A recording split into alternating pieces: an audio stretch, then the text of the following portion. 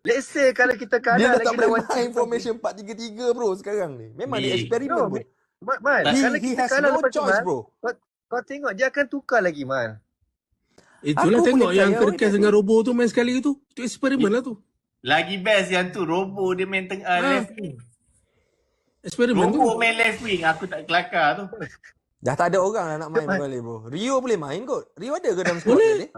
Saya letaklah Rio. Ada. Robo letak dekat Kerkes. Kerkes bawa On keluar. that time bro, dia nak tahan lah 2-0 bro. Aku faham dia Tak, buat macam mana. When tak, you kalau bring dia nak Robo, you bring in Robo, you have one additional defender. Bro. Yeah.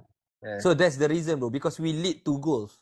Aku faham No, kalau dia Man. buat macam tu. Aku boleh faham bro. Kalau dia nak bagi, dia nak mainkan Robo dengan Kerkes sekalipun, patutnya Kerkes tu yang naik atas, dia Robo dekat bawah. Ya, Kan? Ya, make sense. Make sense bro, sebab Robo pandai defend lagi pada Kerkes. Yes. Kan? Kerkes buat acah-acah, boleh lah depan.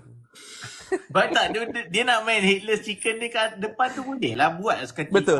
Nak foul orang pun boleh kat depan tu. Aku tak kisah. Jadi kat depan, jangan kat belakang ni. Ya, true. Betul lah tu.